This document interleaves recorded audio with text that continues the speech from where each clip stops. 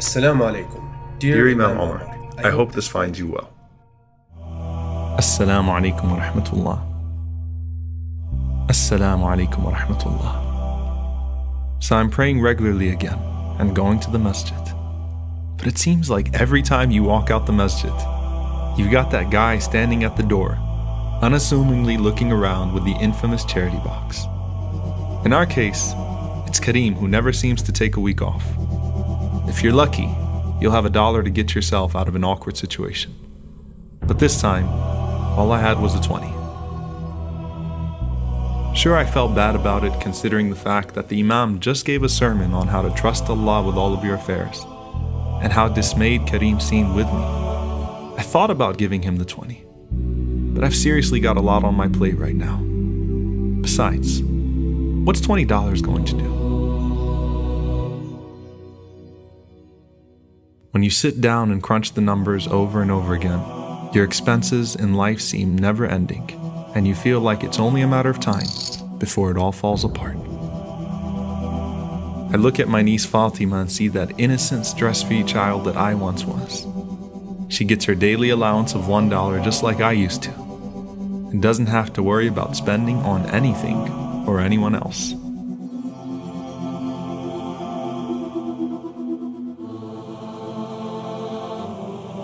She's pretty picky about it too. For some reason, she prefers coins instead of bills.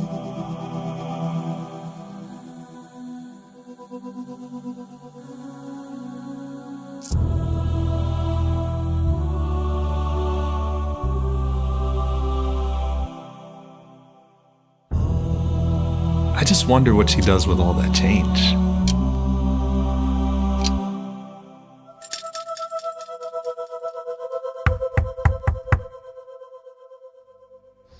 Many times you don't get how blessed and stressless you actually are until you or someone you know is struck with tragedy.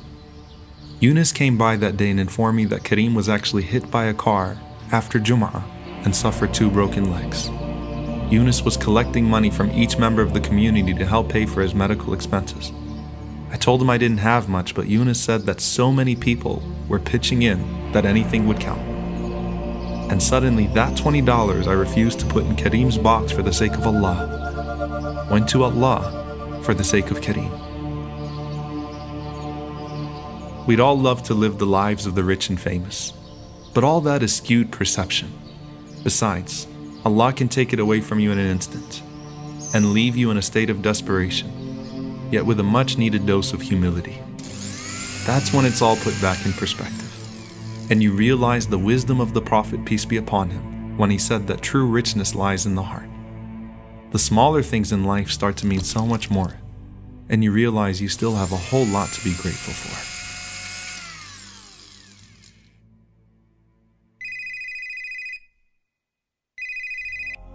My sister called that day to talk to Fatima as usual.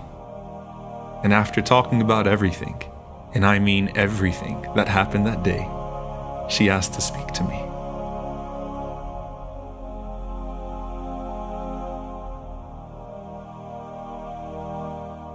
She told me to take Fatima to the toy store and let her do her thing. I asked her what she meant by her thing, and she said all I had to do was take her, and that Fatima would know exactly what to do.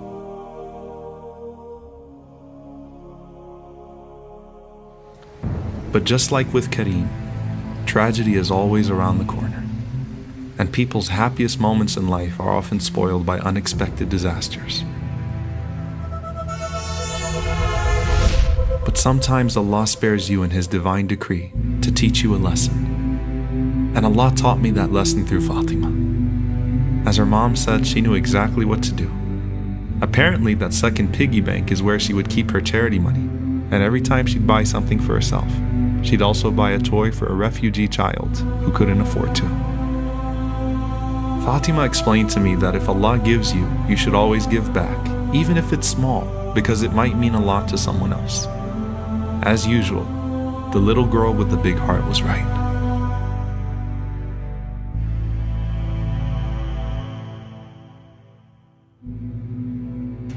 So, as you guys can see here, Ziyara made the mistake that we always make, which is what's this one good deed going to do? What's this $1 going to do? What's this one act of kindness going to do?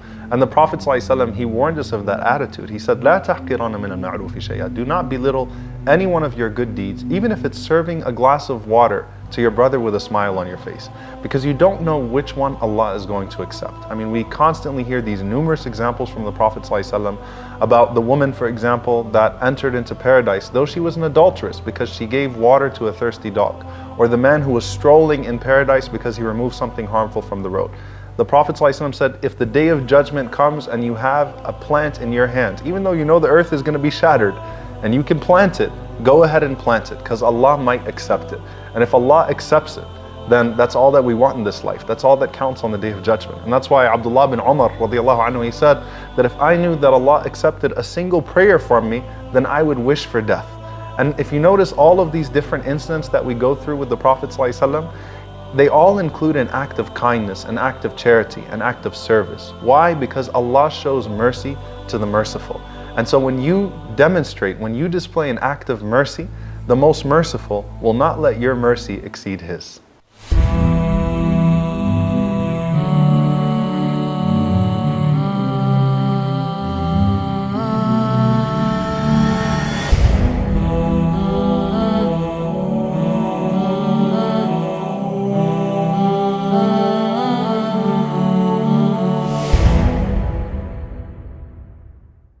Assalamu alaikum. Thank you guys for watching this episode, We thank you all for your support. and we hope that you enjoyed watching it. Share it, inshallah ta'ala, let people know. Make sure you like this video and you share it with your friends. If you haven't watched the previous episodes, make sure you click here. And if you'd like to watch the entire series, then click here for the playlist. Jazakumullah khair. Wassalamu alaikum wa rahmatullahi wa barakatuh.